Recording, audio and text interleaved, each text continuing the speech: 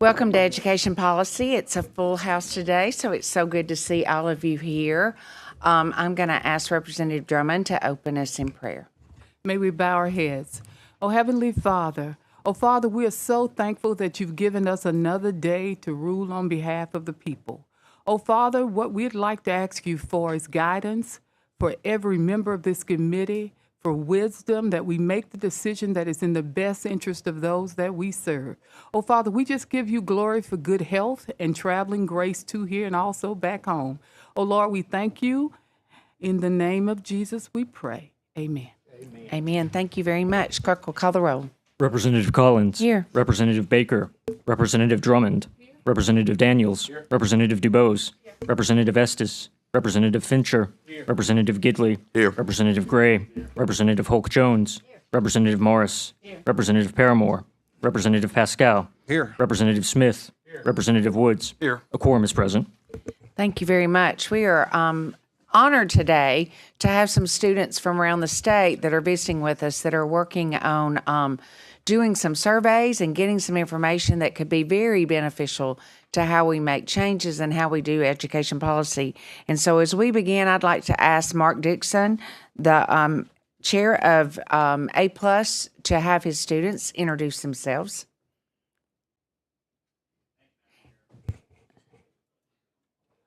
On behalf of everybody, that's probably for the best. Thank you. My name is Andrew. I'm a member of the A+ Student Voices team, and we are a team of students comprised of kids all across Alabama, and we work together to create a survey and get results and evaluate issues that students are facing in their classrooms and try to find creative solutions and work forward to solve those problems. This year, we had a survey. We got about 561 responses, and we have some very compelling data that we would like to share if you're interested later. Yes, go ahead and share just the highlights of that. So this year, our 2023 survey revealed 3 main points that we would really like to talk about. The first point is that students have inconsistent experiences in the quality and availability of support they need within their schools. The second point is that students want more opportunities to give feedback that will improve their schools.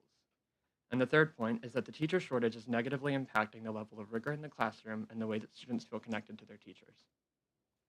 I want to say thank you for sharing some of that information. They've got a handout that we'll be glad to email to the committee members because I know I've met with them earlier and got to see the results, and I do find it really interesting. So to get that great of a turnout on your survey, I bet we all wish we got that percentage of a turnout on surveys. But I very much appreciate that, and thank y'all for being here today and sharing your information. Could I have the opportunity? You certainly may. Representative Fincher. I just wanted to ask, for your survey, what were the ages of the students that were surveyed and how geographically extensive was your coverage? So we interviewed students from 9th through 12th grade, only high school students, and our demographic reaches pretty much everywhere. We advertise ourselves and we really try to get as many responses as we can personally. That's one of the ways that we do it, but essentially just high school. Thank you very much. Are there any other questions for our A+ students? Well, thank you. Thank you all for being here. Would y'all stand up and let them see who you are?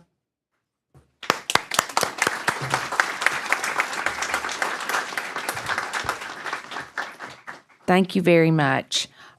We have 3 bills on our calendar. The order I plan to do them in are Representative Garrett, Representative Hurst, and then a public hearing is for mine. And by that time, our vice chair should be back, and we will do that one as well. So I'm going to call up House Bill 333. It's better than 666. Half is good. Thank you very much. Madam Chair and the committee, appreciate it.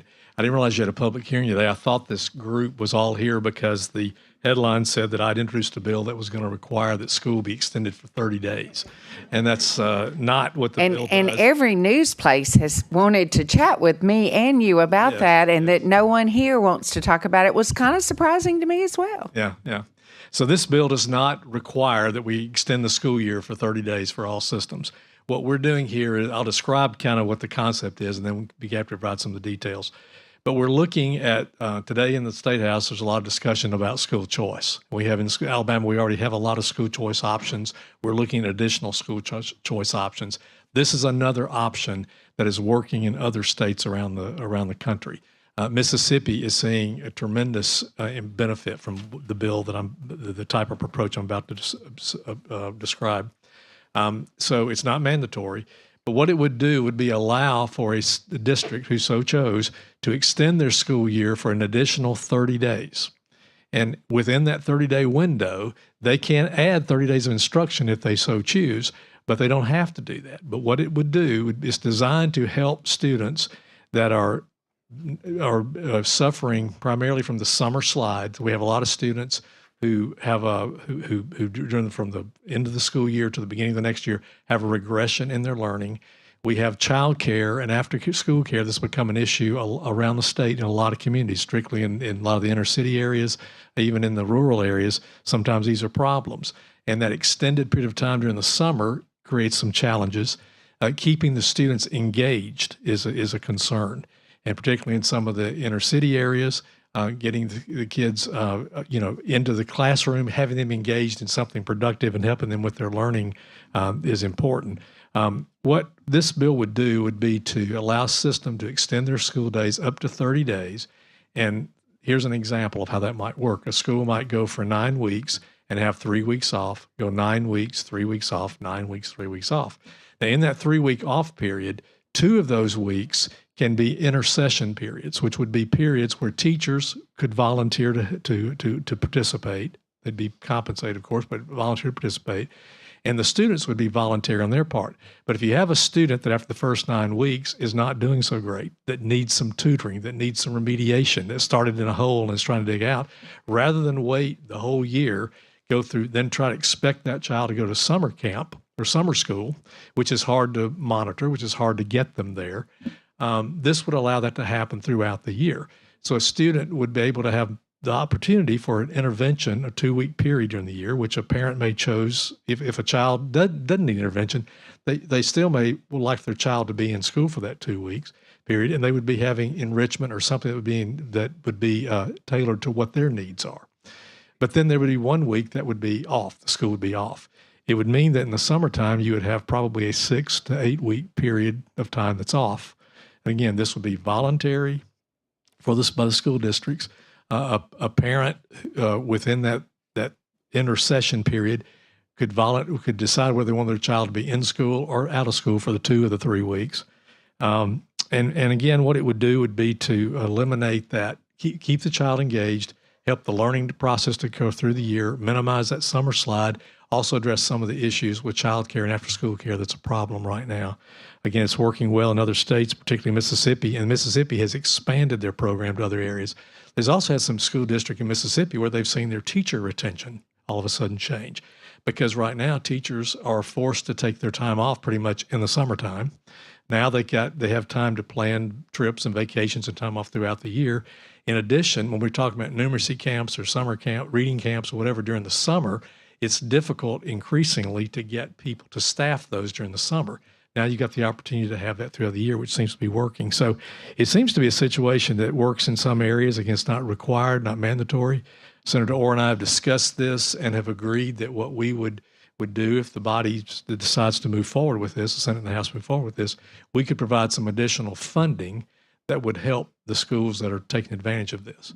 And so that's what the bill does, and we'd be happy to answer any questions. I would like to, I've had a couple of questions, but I want to say too, it's not just Mississippi. I know I visited a school in the Mobile area that's been doing this. And what they've been doing is they get almost 1 week off every month and then still 6 weeks in the summer. And they're doing that within the day. So it's just, that's why I like it called a modified school calendar, just encouraging systems to look at ways to enhance student achievement. Well, the city of Birmingham has 21,000 students, and they have 5,000 students that have begun participating in these types of programs. And so far, they had very good success. I've spoken with their school officials, also government officials, and community people who basically say this is really a positive development there in the city of Birmingham. Okay, thank you. Are there any questions for the sponsor? Representative Drummond. Thank you, Madam Chair. Thank you to the sponsor. If you can go to page, well, I actually have a bunch of questions, but I'll limit it. Page 3 with me. I was interested in the definition that you have for enrichment activities, because can this time, and I think that Georgia calls it flex time, but can those times be used for athletics? Yes, Yes? yes. Okay. As permitted by, I mean, that's another thing too now. We have the Alabama High School Athletic Association that regulates high school sports. So everything we have to do would have to be within the purview of what the what's allowed under the rules and regulations, whatever authority is there. But certainly in that time period, if you have a child that's a straight A student that needs no really remediation and whatnot, during that time there'd be something they could work on. It could be computer skills, it could be any athletic activity, it could be art, it could be any number of things. You know, I like athletics, but I just don't equate it with academics. And that's what I got sort of stumped when I saw that, because especially what you said about inner city schools and inner city children. I think it's all children need that help in Alabama. Absolutely. But I was struck when I saw that, because I'm more inclined to favor academics over athletics. I usually tell all the schools in my district that's where my support is on academics. You know, I'm a big supporter of the Literacy and the Numeracy Act. Right. And then I had a question. Can I make one more comment? So right now, what we currently have is you've got this longer period of time with the summer where they're doing whatever. Okay, so here you're basically in that 3-week window. They're at the school doing something that we say enrichment. That's an undefined term here, but it could be any number of things. Could be academic, could be like I said, computer type skills, could be something athletic. I mean, if you got somebody that's really an athlete that wants to practice their tennis serve or whatever, maybe they could do that. But I mean, I think that's broad enough. But as opposed to what we have right now, I think it's better and it's more structured. Can you tell me, how will the grant funds be distributed? Will that be competitive for those systems that will participate in a modified calendar? Well, we'll provide whatever the legislature appropriates. We would provide that. Then we have the State Department to basically determine how we would do that. I would personally prefer that this would go to areas where we have truancy issues, or we have some of those type, concerns there. Would be my suggestion. And on page 4, you talk about the 3% of the amount appropriated. Can you talk a little bit about that? I wondered where you got that from, and how we came up with 3% as opposed to something even higher. The bill I carried this morning, it was 5%. So I think it can be just basically, what do you think the administrative cost would be, the added cost to conduct that? And in this case, we felt like it was a 3%, but that's. What did you base that on? It's less than 5%. I didn't think there was that much. Shouldn't be that much in administration at the state level, but that number's negotiable. I mean, I'm open on that. Will those grants? I don't think you answered this part. Will the grants be competitive among the systems? Well, it would be whoever applied. There would have to be some determination by the State Department of who would receive those grants. So there'd have to be some scorecard, some rubric that we would determine that. We could certainly have input on that. But again, I would suggest that we focus on the areas where this would receive the best benefit because of the student issues or the student needs. Representative Woods. Chairman Garrett, I appreciate you bringing this up. It's a very interesting concept, and Representative Drum may have actually asked the question I was curious in, but I was wondering, would a grantee be guaranteed enough of an award to cover the full cost of an additional 30 days if they were selected to receive a grant? Do you know that? So the person, the entity receiving the grant is the school, right? So our idea would be, based on the calculations we've done, and we do have some models in other states and also City of Birmingham. Yes, we believe that whatever we funded, that would limit the number of grants we had, but the idea would be it would fully reimburse those districts. And I had one other question. Would a school already have to be on a modified calendar to be able to apply for this grant funding, or could they make the request and see if they receive the award No, I think of it? you would make the decision that you want to go that direction. We need additional funding, and then you could do it that way. Okay. To me, when I read it, you had a goal that you wanted to accomplish because of doing this. You would set up your budget and how you want to do it, and then you would apply, and all that information would be a part of that. And what's key to this too is one big factor is this will not work if the community doesn't want it. So there's some communities that are going to jump all over this. This is anecdotal, but I was at in my district, which is a lot of young professional type people there at a breakfast. And there was one table of high school students that were there. So I asked the question, I said, how many of you, I kind of described this, how many of you would be in favor of, I called it year-round school. It's modified calendar. And how would be opposed to that? And about 25% of the hands went up, mostly people that were my age that went up. I said, how many of you would be against it? Well, in that group that hands went up, that whole table of high school students' hands went up. They were totally against it. But the rest of the crowd, about 25% were for it, were against it. And then of the remaining 75%, I would say about 2/3 of that group actually thought it was attractive because the way we live today is not based on the agrarian calendar. It's kind of the roots of what we do is kind of the agrarian calendar. And so now with people working the way they do and the remote working and whatnot, the lifestyle people live today, it was more accommodating. Many didn't have an opinion. So I think it surprised me there was more support, I think, even in areas where I wouldn't think there would be because of the way people live today. I will say that from the visit I had in Mobile, they were very, very surprised that their teacher retention improved, their student achievement improved, and their spirits improved. It was kind of a mental health time, is kind of how I was looking at it, just because you had breaks scattered. Well, I think keeping children engaged in something productive is important. And this is just provides some structure throughout the year and less opportunity, number one, for learning loss, but it's opportunity also for children to get into situations that are not good for them. Great. Representative Smith. Thank you. I'm surprised that we're getting our great idea from Mississippi. I'm thankful for Mississippi in a lot of our educational ways. I think I know the answer to this, but hadn't this been tried in Alabama since back in the 90s? Well, again, Representative Collins mentioned that it's happening in Mobile right now. It's happening in Birmingham right now. There have been cases. There was a case that you and I discussed yesterday about in Vincent, Alabama, that didn't work. That was in the 90s, right? But this is, 30 years later. So I think and to speak to Mississippi, I'm not sure what your point was, but I know that Mississippi has actually leapfrogged Alabama in a lot of the educational rankings and things because they've done some things that were a little more proactive in education.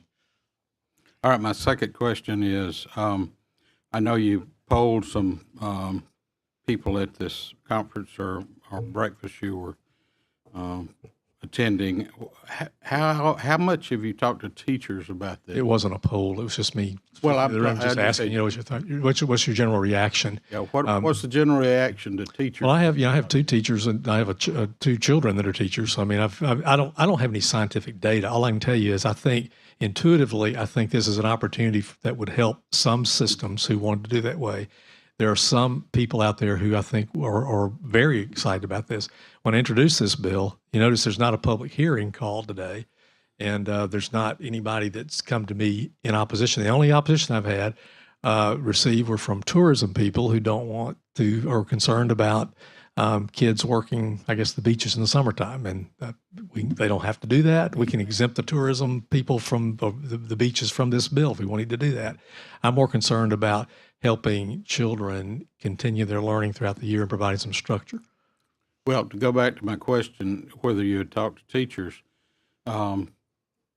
every teacher that I've had that's seen this, and I know they reacted that it was 30 more days of school, even when it was explained to them, the ones that have talked to me were not for it. So I think one of the points that has been made in the past was this would help with child care. Well, most child care systems are set up to not do 3 weeks on, 9 weeks off, 3 weeks on, 9 weeks off. They're set up more to do those weeks of children being in school, and then that'll be a child care system for the summertime. I see that in my own house where we have to go take care of grandchildren when it's a weather day or a teacher work day, those type of things. Well, it's very inconvenient in a lot of our places to have an inconsistent days of children in school when you have two parents working or a single parent who's having to work. So, I'd certainly like to look in more to the examples that have been set before us that are working. But I was an administrator when the Vincent school system did that, and several others. They're not doing it anymore. So that's Yeah, I think the child care, I'm not an expert on the child care situation, but I will say that I have talked to teachers in the city of Birmingham who are doing this, and they are very pleased with the results, and their community seem to be enthusiastic about this program. Again, that program is growing. I understand that the superintendent of one of the larger counties has reached out, not to me directly, but to someone who wants to ask me, talking about doing a pilot program in a feeder program in their district, a large deal. So I think the need's out there. And again, times change, and I think that it's working now in some places, and if it doesn't work, it doesn't work. But it's not mandatory required for anyone. When you're working with that in Birmingham, I got about 6 grandchildren up there that I hope you'll get them some child care for, so I don't have to go up there. Representative Fincher. Thank you, Madam Chairman. Chairman Garrett, thank you for bringing this bill forward. What you were talking about happening in Jefferson County is mainly in response to the COVID epidemic, I think, right? I think And that, an attempt to catch up the students, how far they have become behind grade level. I would say COVID exacerbated what was already a problem, and the problem was that we just have some educational challenges in a lot of our schools. And during that summertime, there's a regression. And so we've done a lot of things in the budget lately to try to do, Literacy Act, Numeracy Act, summer camps, funding all these programs, funding auxiliary teachers, doing a lot of things to try to prop that up. Right. And I think this is just another way to address that issue. So I think COVID exacerbated a problem that already existed. And you said this was voluntary for the students. Well, so the district would make the decision. The district would make the decision. But then it is not voluntary for the students. What would be voluntary would be if you're during that 3 week. Say you did the 9 week and you had the 3 week break. 2 of those weeks would be designed for some school activity, either it be tutoring or remediation or whatever. But 1 week would be probably the week off. But if you were a student that were doing fine and you did not need, and your parent decided, I would rather you not go to school for those 3. I'd rather you have 3 weeks, suppose 1 week off. You could do that. But even a student who's struggling, it'd be up to the parent to decide, do you really want a child to do that? And even the students that are doing well would be required to go to school during part of that period, the 1 week instead of the 3. No, Is that what you're out saying? for 3 weeks. 2 of those weeks would be optional for the student and parent to decide, do we want to go or stay home? Mm-hmm. So, I want to follow up on what Representative Smith said. A lot of people, me included, I taught for, many, many years in the public schools. A lot of us may have been originally attracted because you got the summers off. And I'm hearing from a lot of teachers who are, I've had a couple of them very strongly voice opposition and say this would be the end of their teaching career if they're going to teach year-round. They're older, they get burned out, they need some time to recoup and kind of get their legs under them again sometimes. And I've literally had a couple of teachers come to me to say that this would be the end of their teaching career if we went full-time. So there is, I just wanted you to know, there is some opposition to doing that. Absolutely, and this is not requiring anybody to do that. This is requiring your district, I would assume, if the teachers felt that way, I'm assuming the district would not feel like this was a way to go. The teachers don't always control what's going on at the district level, let me just say that. But anyhow, there is a feeling of angst among some of them, at least. But I also say when you're looking at future teachers and trying to recruit teachers, this is actually a benefit. It used to. What is it? It's a lifestyle and financially, but also used to. People would come into teaching because of the retirement system. Retirement plan, retirement benefits. A lot of people feel like this is a good. We have a hard time. We're not getting enough teachers now. We're not. So that's a big concern. This type of approach, this flexibility, is helping in some of those areas. Again, this is voluntary. It's an option we don't have in Alabama. I think it's something we should consider. Thank you, sir. Representative Morris. So within the 3 weeks that they're in or out, are they just sticking strictly to, let's say, like they're in 11th grade? Are they sticking strictly and solely to the curriculum that's for 11th graders, or what are they actually being taught? And if they want to, if one district is for it and another district is not, and you want to transfer with that. This just speaks to, gives a district an option, and I wouldn't expect that you'd see every district do this, but I think you would see many do it.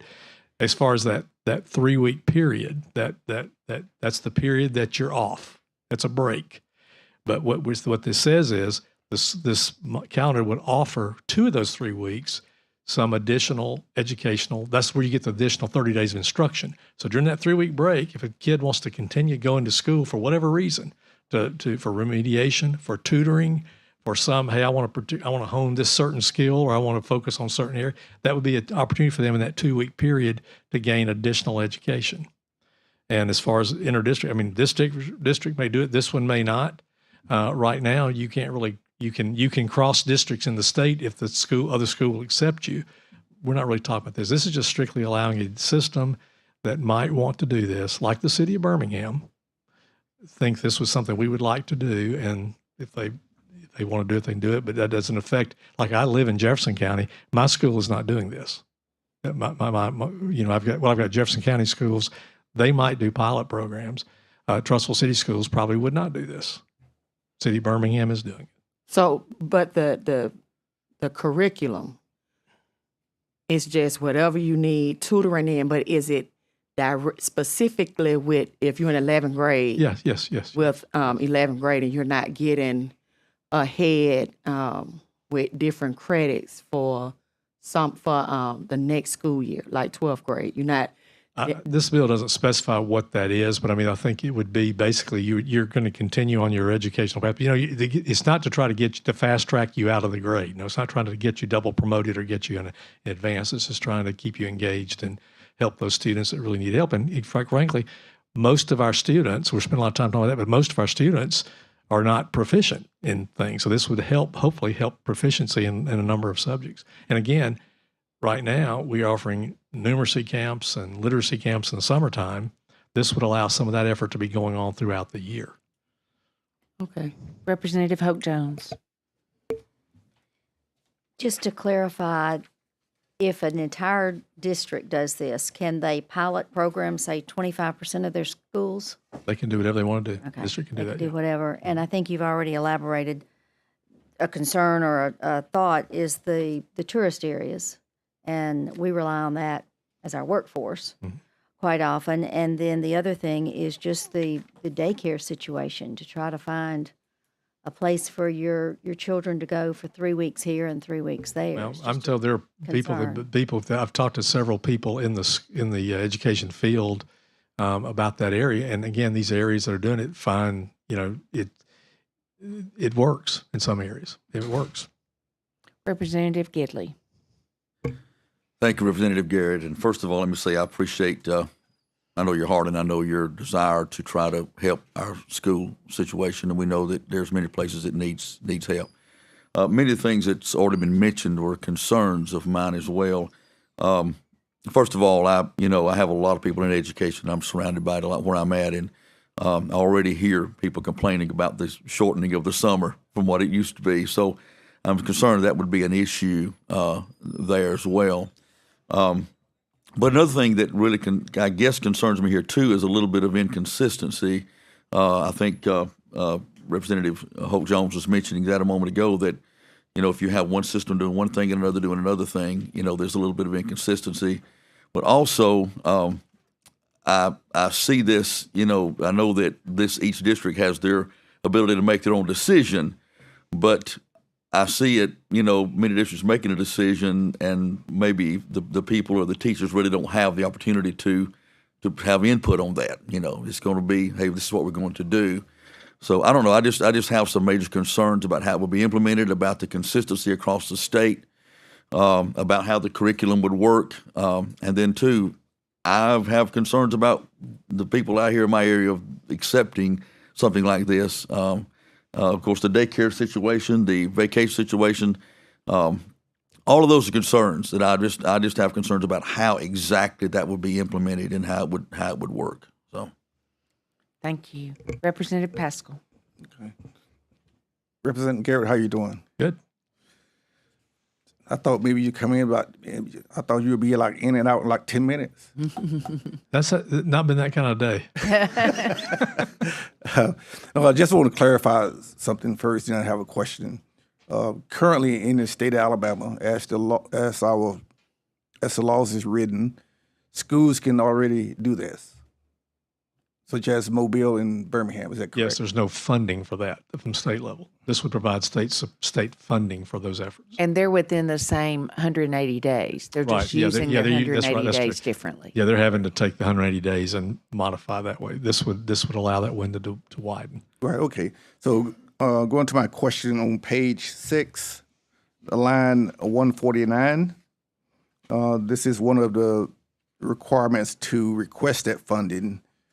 The local school board of education must show evidence of community support and engagement to adopt a modified school calendar. So evidence of community support, what would that look like? Well, I think that if the community was not in support, they would show up at their school board meetings. That would be noted in all the newspapers. I think it'd be well publicized. I think that the key to this is, again, got to be community support, and the communities that want this. Okay, so if I was a teacher and I was not in support of this, there would be an opportunity to share or get feedback before the school board make a decision. Mm-hmm. Okay, thanks. I mean, I view this as just another, again, we're talking today about school choice. I look at this as just another option that's that's different than what we're doing now. The theme seems to be we need to change what we're doing, and this is just an option that, again, is working in other areas. And, I would love for Alabama to give it a shot. Thank you. Representative Woods, did you have a motion? Yes, Madam Chair. And again, I don't know if anyone in my district would want to do this or not do this. I certainly don't know about adding extra days, but I do know that there would be districts who are currently doing it and would like to maybe explore doing it further. So I'd move for a favorable report. So we have a motion for a favorable report. Do I hear a second? Second by Representative DuBose. All in favor, say aye. Aye. Any opposed? Aye. The bill is given a favorable report. Thank you very much, Chairman. Thank you, committee. Thank you, members. Next, we're going to call House Bill 364. Representative Hurst. Thank you, Madam Chairman, members of the committee. We addressed this issue last year. You all gave me a favorable report. We've changed it just a bit, and it might make it a little easier for everyone else. I gave you the example last year of an example of a young lady.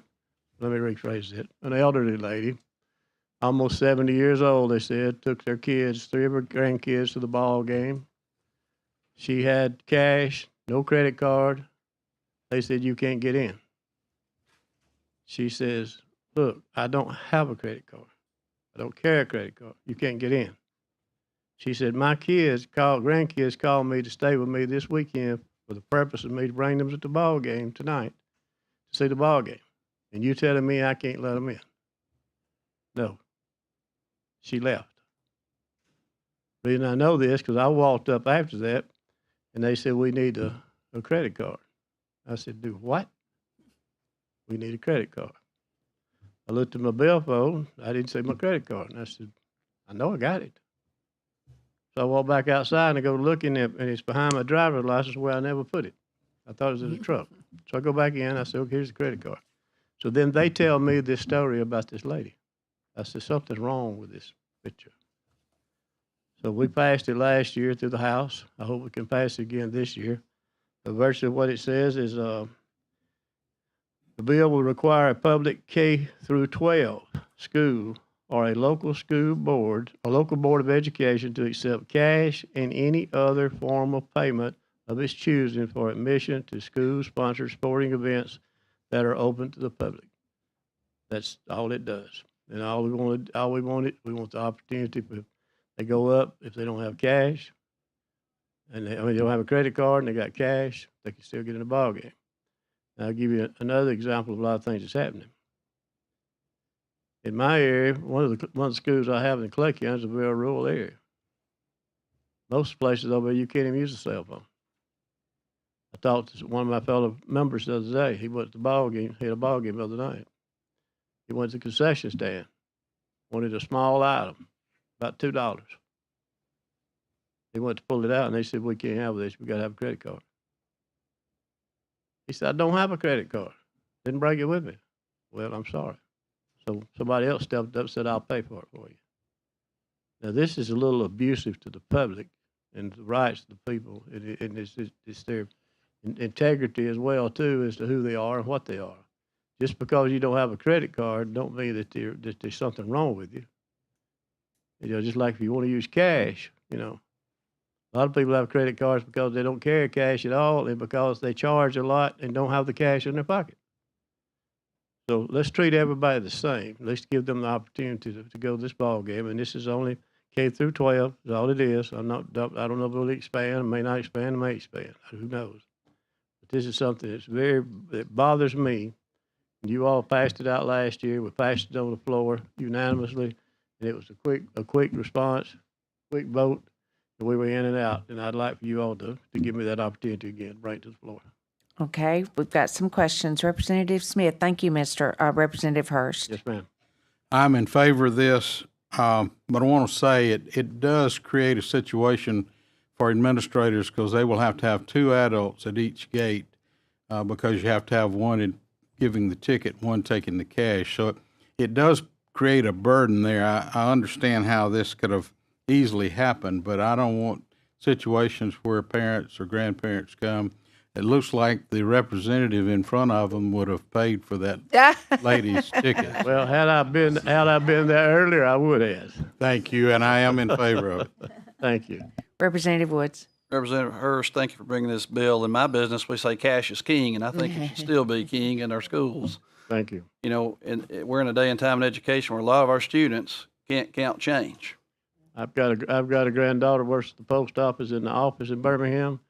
Today, she can't cursive write, you know, and making change, and she can make change. But when you go to a convenience store now and they have to look at the glass over here just to see how much change you give back, there's something wrong with this process.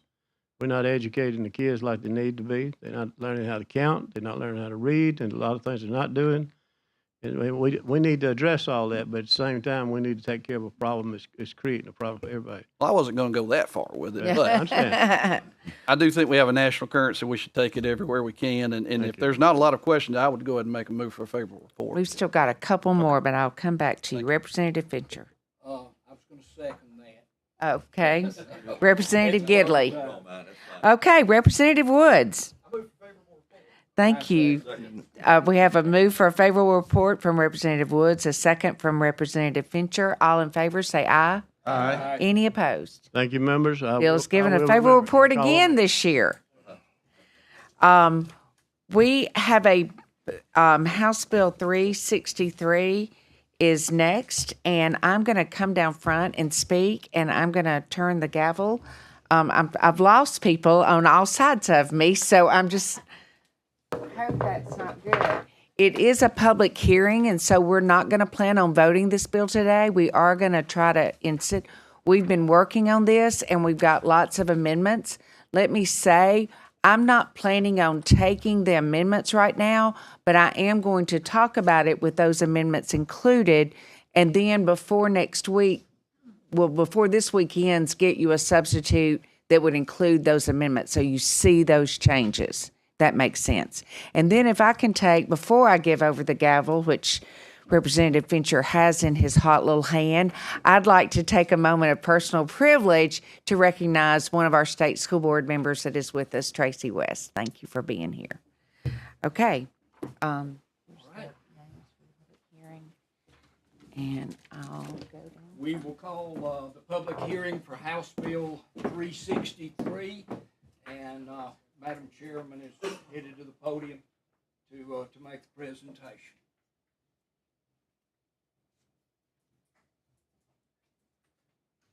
To explain that too, last week I was talking about a reciprocity of a teacher mobility compact, and the entire front row kept straining and working, and so I thought, okay, I'll just come down forward for this. Some of these talking points you'll hear because I've already mentioned them. I am excited. We passed the charter school legislation in 2015. It was recognized as some of the strongest, most transparent, and most accountable in the country. We've had a lot of success with the charters that we have right now. And so, but we also learned lessons after 2015. And so trying to fix some of the governance issues has been a priority. If you remember from the governor's State of the State address, it was part of her priority was fixing some of the governance issues. And so I'm going to walk through some of the changes really quick. And then if it's all right, we'll go into the public hearing. And then we'll see what questions we can do today. And when we run out of time, we'll be addressing this next week. So the changes are very simple. I'm going to go through them. Page 4 has an enrollment preference. Right now, if you are in a high need area and there is a charter school right around that area, charters are open enrollment. Anybody's welcome to attend. And this would just simply say, if you've got children in a high poverty area or something, they would have a priority. They would get a weighting, so to speak, in that priority.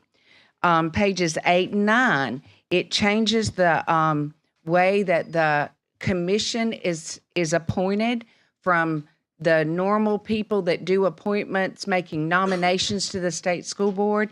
It takes that back to there would just be an appointment. One of the things that we've learned is not working, just so you're aware of it, is that it started with the minority leader in the House and the Senate making a recommendation to the pro tem and to the speaker, and that's not been necessarily followed through. And so I have an amendment that would put that back into place, just so you know, and you'll see that in a sub before we start. Okay, it also moves this commission term limit from 2 to 4 years. You just need more than 2 years to even learn how to do your job. But in order to help with that, it requires annual training for the commission members, anyone that is an authorizer. That's on page 12. And it allows them to hire a staff. Most of the commissioners have other jobs they're doing, so this lets them have one staff person or a staff that would help them focus on just being the good authorizers that we need them to be. 14 is a legal kind of term de novo, but it would let, in the instance that a local authorizer turned down an applicant for a charter school and then they reapplied to the state commission, this lets them use fresh material in that application. And that's what that one's about. Authorizers are very responsible in charters. They're the ones that keep it running on the tracks. And so this would say that instead of just becoming and registering to be an authorizer, you would apply. And later on, there's going to be a 5-year that you would reapply. Reason being, what if you say you want to be an authorizer and then you never participate in any training? So there are reasons that you might not be accepted if you reapplied. Page 18, local boards they don't stop being local boards, but they also become an authorizer if they start if they decide to be a local authorizer. So for the terms of this one, we refer to them that way. Pages 23 and 24, we try to separate, and for many of you, matter of fact, a lot of this committee have not really worked a lot with charters, and there are two kinds. There are startup charters, which are what we've had the most of around the state. We have 13. We have 13 charters altogether, but of the startup charters, those are ones that made an application either to a local board or to the state commission, and they are around the state in the area. Locally, our bill allows a local system to become an authorizer, and then they can do a conversion for their schools for anything that they chose to. They're still a part, so it's the same students in the same chairs, in the same desk, in the same schools that they were before. and wanting to make sure that that funding stays level for those students is the reason for some of those changes. Those are the main things. I think you're going to hear some comments from the people that have signed up to speak, but I wanted to share one other thing on the amendments, if I may, and we're not going to adopt these because I'm going to put it in a sub so we see it all together. But to go over the amendments that we've already worked with people on, pay line 423, we would replace that line with this language. Authorizer every 5 years if the local school board wishes to continue serving as an authorizer. Line 556. Timely and orderly transfer of each, and then after that we would add the word startup public charter. So this would be about startup public charters, not necessarily conversion charters. Line 558. We would replace and add mutually agreement of each affected startup public charter. So we would add the startup there. And then the last one that we've been working out, and when I say working out, I've been working with I met before session started with the commission. I've worked with locals. We've worked with current charter schools. I've met with School Board Association, Superintendents Association, AEA, trying to include the minority leader, trying to include everybody in their concerns. Our part is to make sure that we have the governance right so we can have the most successful charters in the country. And that's what the goal of this is. Many of you don't know this, but I've been here several times, and this group all knows this, because I think they should be getting local funding. That's not a part of this legislation. It may be later, but it's not this year. And so, forewarning. So the last amendment that would be a change is on replace lines 674 through 676, and it would say, startup public schools on the same schedule as funds are forwarded to local systems by the department. The state funds described in paragraph A shall be forwarded to conversion public schools by the local school system on the same schedule as the funds are forwarded to local school systems by the department. Just treating them the same. That's what the goal is, and that was the language. And so, Chairman Fincher, if you want to start, and then we'll answer questions. All right, at the end. we will as time permits. I'm going to limit comments to 3 minutes. We have a fair number of folks that have asked to speak. Adam, are you able to keep our time for us down there? Our first speaker is a proponent, and I think it's Paul Hadkins. If I said it wrong, I apologize. Thank you, Mr. Chairman. My name is Paul Hankins. I'm currently the chair of the Montgomery Education Foundation, which is the holder of the 3 conversion charters that are in operation in the state. I'm just want to tell the committee that we're very grateful that we're looking at the bill and the parts of this bill that affect just the conversion charters. I want to reiterate a couple of points that Representative Collins made. The difference between a startup and a conversion charter. In a conversion charter, they can only be authorized by the local school system. So anything that happens with that conversion charter is controlled through that local school system with a contract with those conversion charters. 2, the local school systems draw all the state and federal funds because they get to count those conversion kids as part of their student count. A startup charter, those kids no longer get to be counted by the school system. In a conversion charter, they get to draw funds because those conversion kids are still in the system. As she said, same kids, same school, still drawing state and federal funds because of that. So as a result, the important point here is that with a conversion charter, we have to ensure that those same kids get those same dollars that they were getting before the school was converted. It only makes sense. Why would you not support that school in exactly the same way when it's still part of your system? Again, it will not affect any other funds going to any other school system or anything, and a school system has to make this choice themselves in order to use the conversion as a tool to either fix failing schools or to innovate within their district. And that's probably the two biggest reasons that conversion charters are should be very attractive within our state. It gives a local school system the ability to say, I've got 6 failing schools over here. I want to convert 3 of them and give them a chance to be dealt with differently. Why concentrate on these schools here? And also it gives the local school system the ability to see innovation occur in those conversion charters and see if they want to use those same interventions within the rest of their system. So it does both things, which are both things that I think are good for our school systems. So that's my comments in terms of why we need this to occur. Our 3 conversion charters are up and running. 1 is in their 2nd year, 2 are in their 1st year. They all feed through the same system, and we're experiencing very good results here. And I think one of our principals is here to talk about that. All right. Any questions? We'll wait till everybody gets finished, and then we'll take questions if you'll wait around.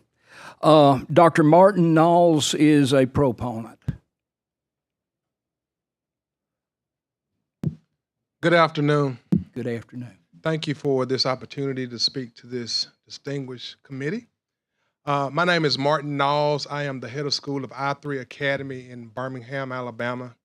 I want to speak to the geographic preference. Our school is part of a national network called Purpose Built. So it's not about education in isolation. It's about community revitalization. So currently we have about 7 homes being renovated around our school. We also have a community health clinic because we know that education in isolation will not change the lives of the people in our community. And I can give you a pretty vivid example of some of the challenges that we have in our community. We opened in the fall of 2020 with 420 students. And in March of 2021, we had a drive-by shooting after school while our kids were on the playground. That was devastating to our staff as well as our parents. But based on the purpose-built model, we're committed to revitalize this community. So this year, we have received over 1,000 applications for our school. We only had about 100 seats available. We have over 500 students on our waiting list. And of those 500 students, about 15% of those students live in Woodlawn, but they don't have access to our school. So I ask for a favorable opinion on this bill to give us the support that we need to have some extensive revitalization in the Woodlawn community. Thank you. Thank you, sir. Clint Daltrey is an opponent, and would you come forward? Thank you, Mr. Acting Chairman. Madam Chair, members of the committee, Clint Daltrey, AEA General Counsel. I am always appreciative of having a couple of minutes to discuss our concerns with any piece of legislation. And I want to start by saying what I always say when I come up here is that AEA does not oppose charter schools. We have great relations. We have members at every charter school. We have great relationships with university, I3, any number of our charter schools.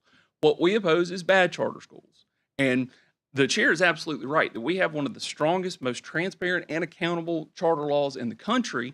And what I am charged with is looking for anything that would change that could potentially weaken those strengths that we have in our charter bill. And there are a few technical things, devil in the details, blame the lawyers, things that we see in this legislation that we wanted to bring to your attention. Starting at, page 240, line 244, those deletions, when you take the local school system out of the equation of judging an appeal, you create an echo chamber. And the question of the commission having its own staff, that's not really our fight, whether the commission continues to using State Department staff or has its own staff. Our concern is this. The way this is now going to be set up is that the commission, as opposed to getting a line item appropriation for its oversight function, is going to get a percentage of the revenue of all the schools it oversees. So you have that element. And when you have that on top of the fact that on line 350, these new employees will not have merit system protection, how likely is it that those employees are going to give the commission bad news about a charter school that they just approved not too long ago? And if the commission follows through and shuts down that charter school, it's going to cut the commission's budget for staff. It'd be like telling the ABC board, we want you to enforce underage drinking, but if you shut down a convenience store or a bar for it, we're going to cut your budget. Then on line 383, this is a major concern of ours. Under the current law, when a local school system denies a charter application, the commission has to show that that local board did not follow national standards in reaching its decision. By striking this language, and it's been a minute since I've taken an inductive logic class, but by striking this language that there has to be a finding that standards were violated, it would seem that the commission could approve a charter school that the national standards say should not have been approved. Finally, on line 625, I'm old school, I'm used to pages. We're not talking about local funding, but we're talking about funding charters based on anticipated, not actual enrollment. So thank you, Mr. Chair. Time's up. Thank you very much. All right, we have Ms. Monette Motenan. Am I anywhere close? Please come forward. Okay. There we go. Yes, my name is Monette Motenan, and I have a daughter who was at Nixon Elementary School. As a matter of fact, her mother went to a charter school in another state where we came from. And so I have been partial to them and wanted the option to have a choice about whether or not what school she went to, also with people who care about her and not just invested in, oh, I have to educate them, but really cares about that child. She has issues, obviously, with your grandmother, not necessarily, but with her grandmother, had issues, and they were non-judgmental about those issues. And when she did get in trouble, which she did, they worked with her on not you're a bad child, but what's going on here? How can we help you? How can you improve this? And give her options of what she could do to be better. So I really appreciated that. And also, I think that, checking my notes, make sure I say everything. Oh, that the charter schools fit the needs of the children. That options need to be available for children because not all children are the same, as we know. And so all schools shouldn't be the same, and they should fit and help the children actually meet their needs that they have. So I really appreciate your support, and I really appreciate you looking at this bill. Thank you. Thank you, ma'am. Ladiva Frazier. Good afternoon. My name is Ladidra Frazier, and I am the principal at E.D. Nixon Elementary School. I want to thank you for looking at conversion charter schools here in Montgomery, Alabama. I've been an educator for 15 years, and I left tenure where I was for 13 years when this opportunity presented itself for me to lead a conversion charter school here in Montgomery. We're doing very well. We are actually changing the trajectory of scholars' lives as well as their parents' lives. We have scholars who are troubled, and we don't kick our scholars out of school. We were a failing school, obviously, and our scholars are doing very well. Are they at 100%? No. But are we making gains? Absolutely. And I just want to say that several of our scholars have academic as well as behavioral issues. And we have situations where we talk to our scholars, we talk to our parents, and we actually teach them the norms of this side of the society that we're living in, opposed to violence, fighting, and etc. So again, thank you so much for looking at conversion charters, and we are very happy that they are here in Montgomery to give our parents and our community a different choice. Thank you. Thank you. Emily Schultz.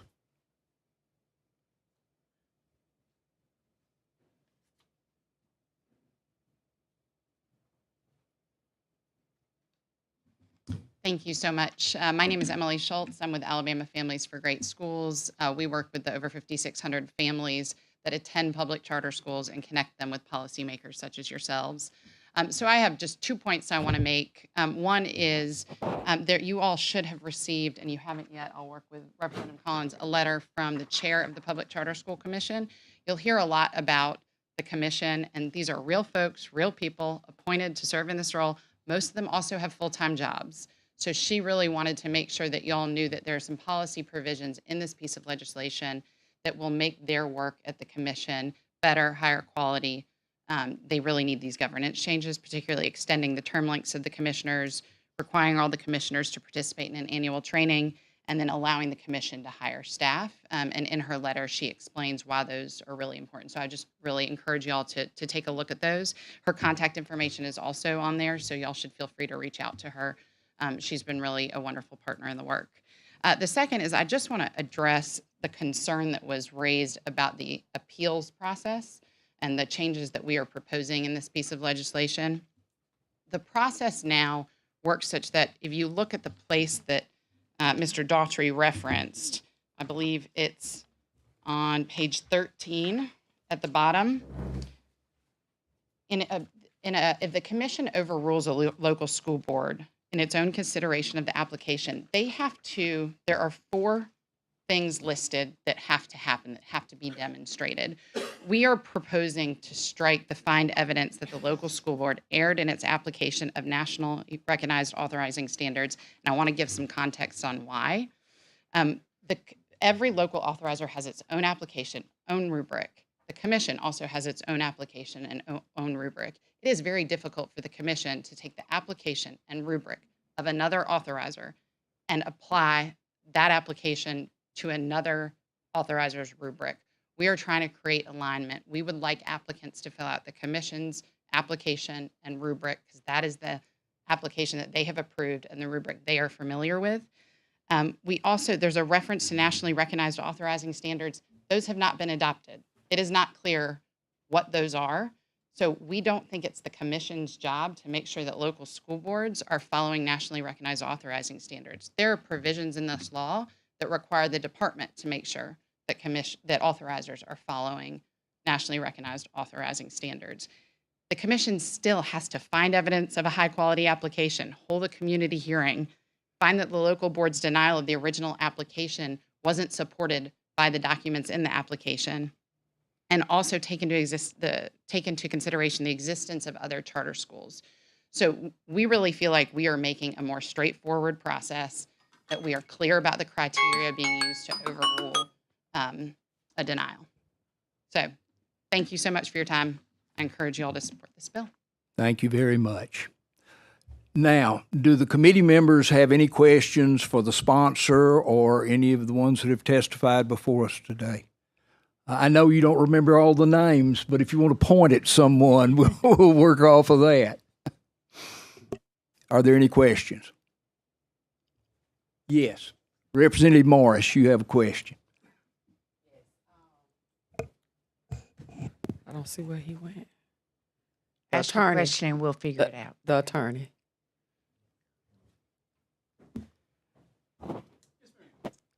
Okay, so I was trying to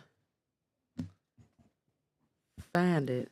Okay, so where you said anticipated, not actual enrollment, and I keep hearing same school, same students, and paying for the commission's training, and the enrollment is not and it's anticipated and not the actual enrollment. Can you just give us a little bit more about that? I think part of it is what they're discussing with the same students in the same school. That is a conversion charter. Okay. What this is talking about is a startup public charter, one that starts from scratch. And under current law, they are funded just like when Pike Road broke off and formed their own school system. What this bill would do is say that, quoting from line 625, in their initial year and in subsequent years to accommodate growth as articulated in their application, startup public charter schools would be provided foundation funding by inclusion of anticipated enrollment. So if a startup public charter school says that they're going to have 500 kids the first year, in their contract, and 600 the next year, and 700 and 800. That's how they're going to be funded up front. Then if there is a difference in enrollment, that gets settled throughout the year. But you have to remember, if it's 500 the first year and 300 show up, and then 600 and 400, then this is for the entire first term of that contract charter. So that is our concern, is funding them based on anticipated enrollment versus actual enrollment. And if let's say you have a student, they started, right? And they transfer back to a regular high school or just a regular school. Yes, ma'am. With that funding, the remaining follow the student back, or now the regular school have to be just take on that responsibility for that student? You've got it exactly right, Representative Morris. Thank you. Are there any other questions from the committee? Can I address that one as well, though, too? Thank you. Okay, that's how it works now in all public schools. If they move around, if they do something, they're still based on that. What we're wanting to make sure is that startups are treated the same as the other public schools. Now, their enrollment is based on that contract. And so that contract, it's not just an imaginary amount of students, it's those that are applied. Like how many are on your waiting list right now for next year? Over 500. We've had a discrepancy, and one time it was 11 students. And then they trued it up, as the Department of Education would say, after that 30-day. If something happens after that, you're exactly right. It's going to not show up until the next year. But for right now, trying to treat public charters just the same as all public schools is the goal of that. With that, because I don't know, that's why I'm asking. So with the regular public schools, do they get funded based on anticipated as well? The startup schools, the new school systems, they are getting funded like that. And that's kind of what charters are in a sense too. The others are not. They're being funded on what their enrollment was the last year. And then they try to true that up. Okay, so then if you have a student that transferred back, then that would be accounted the following year, yes. Are there any other questions? Committee members? Okay. Go ahead, Representative Morris. So with the, I know we're doing startups, but can you just tell me with the ones that we already have, is there like a significant change in, because I'm going based on what you said, you know, like it's the same students, same building. That's on the conversion Okay, charters. I get that part, and we're doing the startups, but I'm following you. So would that, have you seen, like with the testing scores, has it like changed tremendously? And is the teacher, since we have the same students, same building, is the teacher pool, because we have a shortage, but is the teacher pool a different pool of teachers for the charters? Or is it the same teachers? Some of them are. Some of them, I think you heard one mention earlier that she left a tenure in a public school system to go into a charter. And so it can be, but it is teachers that are around. A charter school doesn't necessarily have to have certified teachers. They could be not certified like some of our emergency teachers are. But most of theirs are certified, I think, to answer your question. I think that is very much the same of what you're seeing around. What was your first question, Representative Morris? I think you hit it all. I think I missed it, but I'll be here whenever you remember, or I do. Representative Paschal. Representative Collins, how many charter schools do we have now? 13. 13. Okay, and we started in 2015? We did. Well, we passed the legislation in 15. I don't think our first one was till 17, 18, 17. Okay, 17, okay. And of the 13, have any? 3 are conversion of those. Okay. And that's that was her question too. How are they doing? We have a report on the achievement of them, and what I would say how they're doing, you use the word tremendous gains or something. I would say as they start and they get students that are maybe way behind, they are making gains, especially around their district, the schools right beside them, even in those early grades. But as they move more like to the 7th grade, once they've been there for a while, we're seeing closer to your tremendous gains. We're seeing really good. None of our schools, public schools, charter, traditional, are where we want them to be, but we're moving in the right direction all around, and that's what I think we all want. Okay. And you may not have this answer right now, but if you get the information later, okay, we have 13 charter schools now. I'd like to know how many applications have we had since, and how many has been denied? And I don't know. I know we've denied several along the way. The commission has, Right. and I don't have that, but we will be glad to get that for you. Okay, I think. So most of our charter schools right now are startups, right? Correct. And only 3 are conversion. Correct. And the 3 conversion are all here in the Montgomery area? Correct. Okay. All right. Good deal. The only other thing that I had that I really wanted to question, right now you're using staff from the State Department of Education basically to do the operations. And this legislation would call for another staff being set up.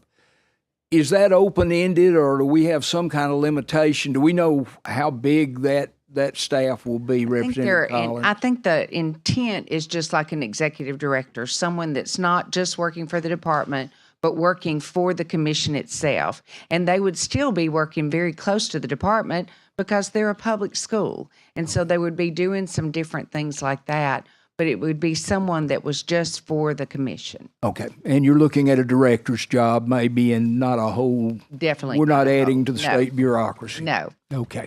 All right. Any other questions? Well, like I guess- said, I would like to let everyone know that we did have amendments, but we're not voting, so we're not going to do that. I think it would be easier for you to see them subbed into the bill, and so I'll get that together and get it to you by the end of this week.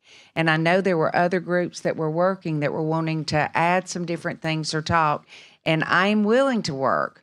We know we need some of these governance changes. The governor is intent on that, so making sure that we can address the concerns to the best that we can, that's what my intent is. So if you've got some recommendations, please be in touch. Okay.